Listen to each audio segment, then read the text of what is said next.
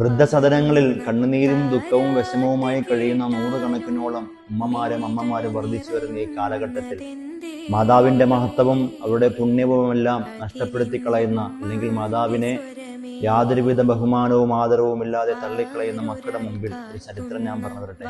മഹാനായ ലുഖ്മാൻ ഹക്കീം റളിയല്ലാഹു തആല അൻഹു ഒരു യാത്ര പോകുവാൻ വേണ്ടി പ്രിയപ്പെട്ട മാതാവിനോട് അനുവാദം ചോദിക്കുവാൻ വേണ്ടി വന്നു.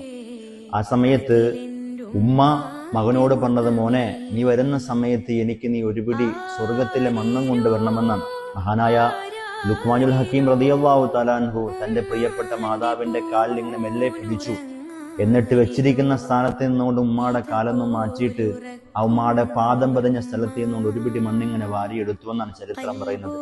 എടുത്തിട്ട് ഉമ്മയുടെ മുമ്പിലേക്ക് ആ കൈ ഇങ്ങനെ തുറന്നു വെച്ചിട്ട് പറഞ്ഞു, ഉമ്മ, നിങ്ങൾക്ക് എന്റെ സ്വർഗത്തിലെ മണ്ണല്ലേ വേണ്ടത്? എന്റെ പ്രിയപ്പെട്ട ഉമ്മാടെ കാൽച്ചുവടാണ് എന്റെ സ്വർഗം. അതുകൊണ്ട് വളർന്നു വന്ന എന്റെ പ്രിയപ്പെട്ട സഹോദരങ്ങളും മക്കളും അറിയുവാൻ വേണ്ടി മാതാവ് എന്നുള്ളത് അത് സ്വർഗമാണ്.